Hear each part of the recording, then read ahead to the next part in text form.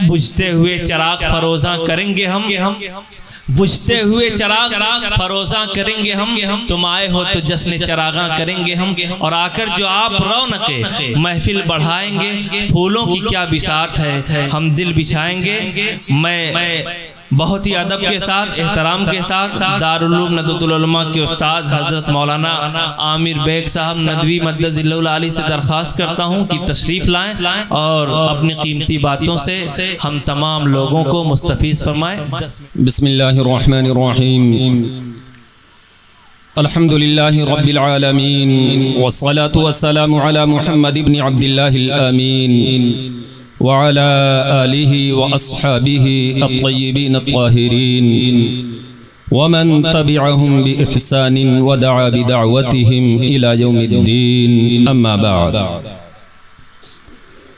فأعوذ بالله من الشيطان الرجيم، بسم الله الرحمن الرحيم، لقد كان لكم في رسول الله أسوة حسنة،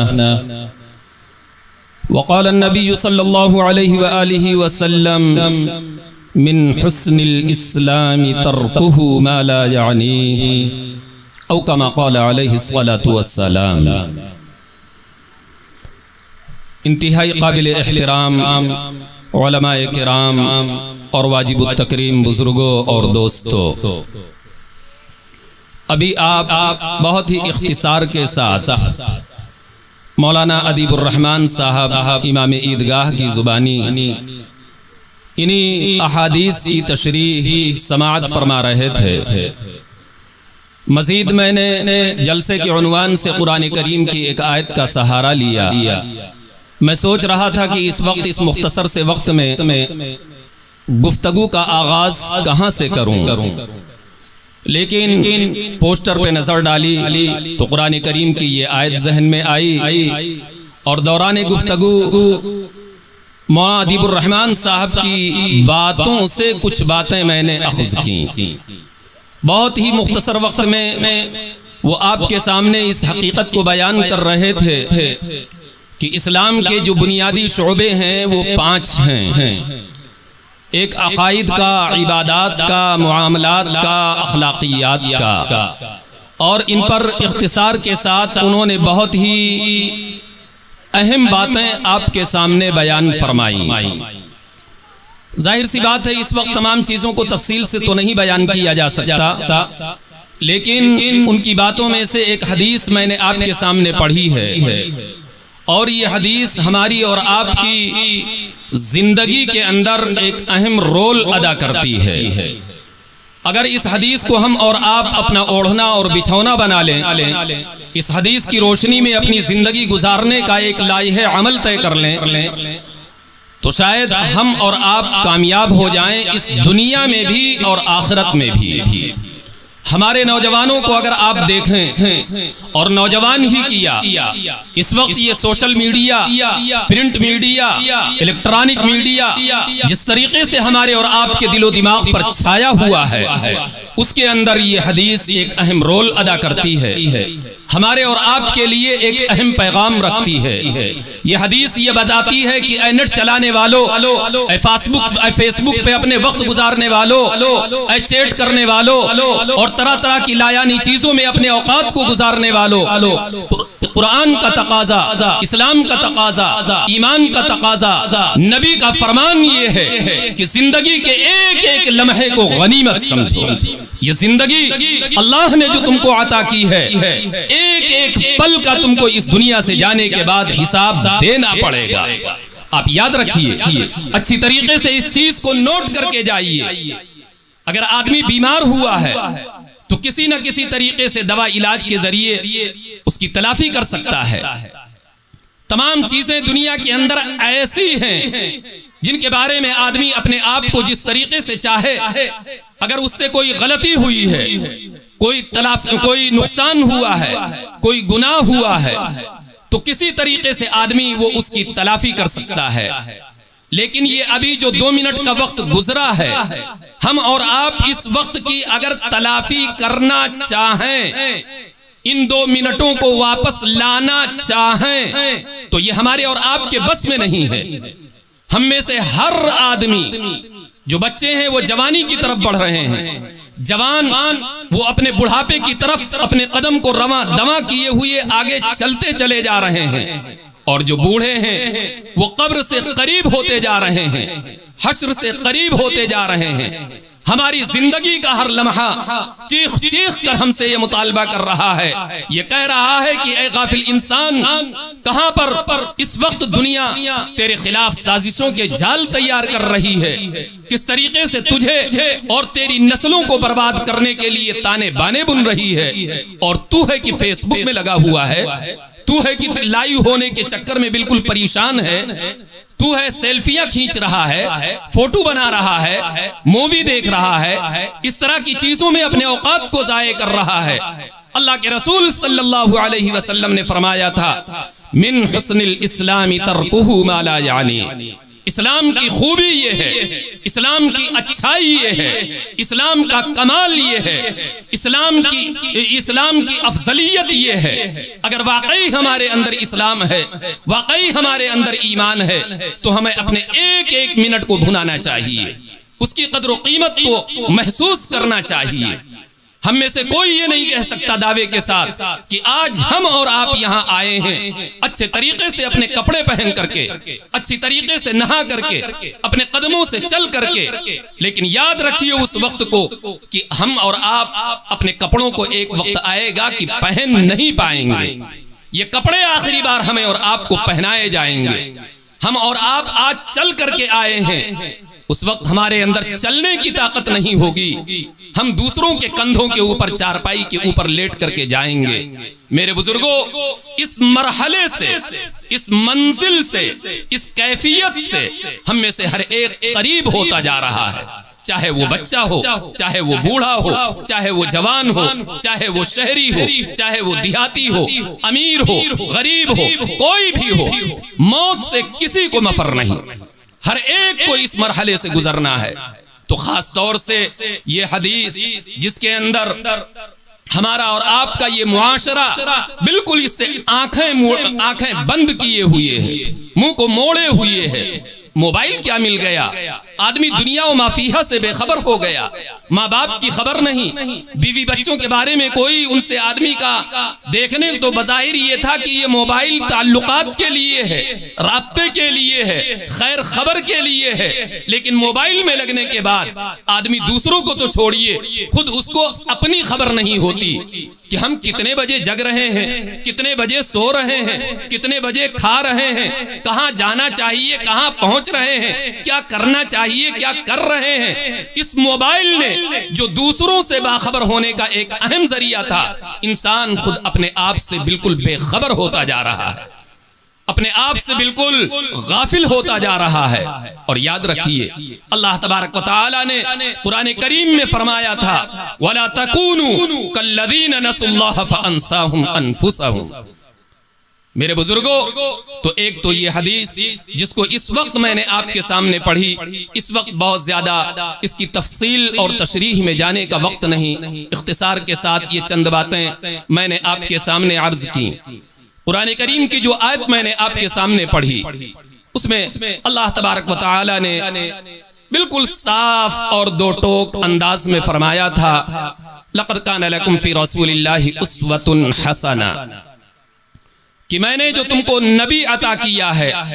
جس کی امت میں تم کو پیدا کیا ہے، اس نبی کو تمہارے لیے اسوہ بنایا ہے، اس کو تمہارے لیے نمونہ بنایا ہے۔ اس کو ایک مثال سے میں سمجھا کر کے اپنی بات ختم کر دوں گا، وقت بہت کم ہے، اور انتہائی قابل احترام علماء کرام ہمارے اور آپ کے درمیان موجود ہیں۔ میں چونکہ آپ کے اسی علاقے کا رہنے والا ہوں تو میں بہت زیادہ آپ کا وقت نہیں لینا چاہتا، آپ کے اور ان کے درمیان حائل نہیں ہونا چاہتا، بہت مختصر وقت میں میں اپنی بات کو سمیٹ کر کے ختم کر دوں گا۔ اس آیت میں اللہ تبارک و تعالی نے فرمایا کہ میں نے نبی کو تمہارے لیے نمونہ بنایا ہے۔ آپ درزی کے یہاں جائیے، ایک کرتا لے کر کے اور کہیے کہ یہ کرتا جو ہے بالکل اسی کے ناپ کا ہمارا ایک دوسرا کرتا سل دیجئے۔ یہ کرتا جو آپ کو سلنا ہے اس کے لیے میں اس کو نمونے کے طور پر آپ کے سامنے پیش کرتا ہوں۔ اب اگر وہ درزی اس کرتے کو سلے، اس کی آستین چھوٹی کر دے یا لمبی کر دے، اس کا دامن لمبا کر دے یا چھوٹا کر دے، شولڈر کو جتنا ہونا چاہیے اتنا باقی نہ رکھے، یعنی اگر اس کرتے کے مطابق اس کی کٹنگ اور فٹنگ نہیں ہے تو آپ کہیں گے کہ میں نے جو نمونہ آپ کو دیا تھا آپ نے یہ کیا کر دیا، یہ قطعی یہ کرتا اس کرتے کے سے بالکل مطابقت نہیں رکھتا، اور سلائی تو دینا بڑی دور کی بات ہے، آپ نے میرے کپڑے کو برباد کیا ہے، میں نے اتنا قیمتی کپڑا خریدا تھا، یہ اتنا مہنگا تھا، آپ نے کیا کر دیا ہے۔ آپ مزید اس سے باز پرس کریں گے، اس کرتے کو آپ قبول نہیں کریں گے۔ اسی طریقے سے اللہ تبارک و تعالی نے ہمارے اور آپ کے لیے نمونہ بنا کر کے بھیجا تھا ہمارے نبی صلی اللہ علیہ وسلم کو۔ اگر ہمارے عقائد نبی کے عقائد سے ملتے ہوں گے، ہمارے معاملات نبی کے معاملات سے میل کھاتے ہوں گے، ہمارے اخلاقیات ہماری اخلاقیات اگر نبی کی اخلاقیات سے بالکل مطابقت رکھتی ہوں گی، ہماری عبادتیں نبی کی عبادتوں سے ہم آہنگ ہوں گی، تو ہمارے عقائد بھی قبول کیے جائیں گے، ہماری عبادتیں بھی قبول کی جائیں گی، ہمارے معاملات بھی قبول کیے جائیں گے، ہماری معاشرت پر بھی ہمیں اجر و ثواب سے نوازا جائے گا۔ اور اگر کسی چیز کے اندر ہماری اور آپ کی نبی سے مطابقت نہیں ہو رہی ہے تو پھر ہماری اور آپ کی ساری چیزوں کو میرے بزرگوں ردی کی ٹوکری میں ڈال دیا جائے گا۔ اب آئیے ذرا سا ہم دیکھیں اور بہت زیادہ تفصیل میں نہ جا کر کے نبی کی عبادتوں کو ہمارا نبی امت کے لیے فرمایا کہ تمہارے اوپر 5 وقت کی نمازیں فرض ہیں، لیکن بہت ہی ذمہ داری کے ساتھ علماء کرام کی موجودگی میں عرض کرتا ہوں، ان 5 نمازوں کے علاوہ اللہ کے رسول صلی اللہ علیہ وسلم کی نماز تہجد کبھی قضا نہیں ہوئی، آپ صلی اللہ علیہ وسلم کی اوابین کبھی فوت نہیں ہوئی، آپ صلی اللہ علیہ وسلم نے باقاعدہ اشراق کا اہتمام فرمایا، عبادت اتنی کرتے تھے کہ پیروں میں ورم آ جایا کرتا تھا۔ دیکھیے تو صحیح، کہاں ہمارے نبی کی عبادت اور کہاں ہماری اور آپ کی نماز؟ کیا ہماری یہ نمازیں، ہماری اور آپ کی یہ عبادتیں ہمارے نبی کی عبادت سے مطابقت اور میل کھاتی ہیں؟ کسی طرح کی کوئی ان کے اندر ہم آہنگی اور کسی طرح کی کوئی موافقت اور مطابقت دونوں کے اندر پائی جا رہی ہے؟ اگر نہیں پائی جا رہی ہے تو کیا ہماری اور آپ کی یہ عبادتیں قبول کر لی جائیں گی؟ کس بنیاد پر ہم اپنے آپ کے ہم جنتی ہونے کا دعویٰ کرتے ہیں؟ اپنی انہی نمازوں کے ذریعے کیا اسی طریقے سے چھوڑ پکڑ والی نمازوں کے ذریعے ہم اللہ کی رضا حاصل کر لیں گے، اس کی خوشنودی حاصل کر لیں گے، اپنے رب کو راضی کر لیں گے؟ ہمارے نبی نے فرمایا، اور سنیے، نماز کا وقت ہو گیا، حضرت بلال نے تکبیر کہی، اللہ کے رسول صلی اللہ علیہ وسلم تکبیر کے بعد اپنے گھر میں جاتے ہیں اور وہاں سے دوبارہ تشریف لاتے ہیں اور نماز ادا کرواتے ہیں۔ صحابہ کرام نے عجیب و غریب یہ منظر دیکھا، اللہ کے رسول صلی اللہ علیہ وسلم سے بعد میں پوچھا اور عرض کیا کہ آج عجیب و غریب چیز ہم لوگوں نے دیکھی، تکبیر کے بعد آپ گھر میں تشریف لے گئے اور واپس آ کر کے دوبارہ نماز ادا کروائی۔ آپ صلی اللہ علیہ وسلم نے فرمایا کہ میرے پاس کچھ درہم آ گئے تھے جو میرے بستر کے اوپر پڑے ہوئے تھے، میں نے مناسب نہیں سمجھا کہ وہ درہم میرے گھر کے اندر موجود ہوں اور میں اللہ کے حضور میں حاضر ہوں، حاضری دوں۔ میرے بزرگوں، ہمارے نبی کا یہ اسوہ اور نمونہ ہے، لیکن امت کے لیے ہمارے نبی نے فرمایا کہ یہ چیز،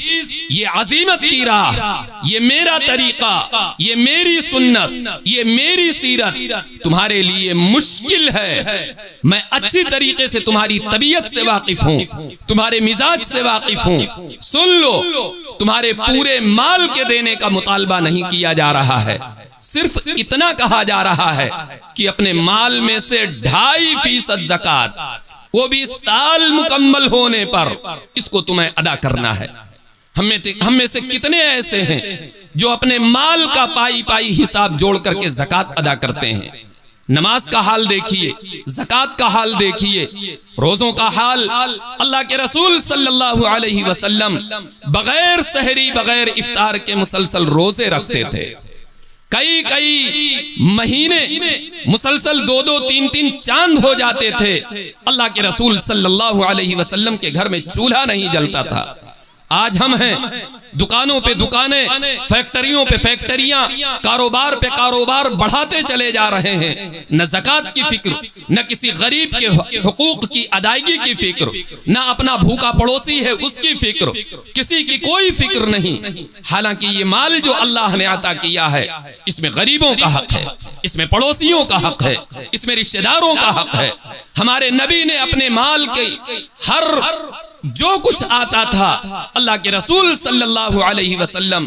بعینہ تمام چیزوں کو صدقہ کر دیا کرتے تھے۔ یہ ہمارے نبی کا اسوہ ہے، یہ ہمارے نبی کا طریقہ ہے۔ کہاں ہیں ہم؟ کہاں ہے ہماری زکوٰۃ؟ کہاں ہے روزہ؟ کہاں ہے نماز؟ میرے بزرگوں، ہم میں سے ہر ایک کو اپنی زندگی کا جائزہ لینا چاہیے، اپنی زندگی کے ہر عمل کو نبی کریم صلی اللہ علیہ وسلم کی سیرت کے، آپ صلی اللہ علیہ وسلم کی سنت کے مطابق بنانے کی کوشش کرنی چاہیے۔ یہی چند باتیں اس وقت میں آپ کے سامنے عرض کر کے آپ سے رخصت ہوتا ہوں۔ دعا کیجئے اللہ عمل کی توفیق مجھے بھی نصیب فرمائے اور آپ سبھی حضرات کو بھی۔ آمین۔ وآخر دعوانا ان الحمد للہ رب العالمین۔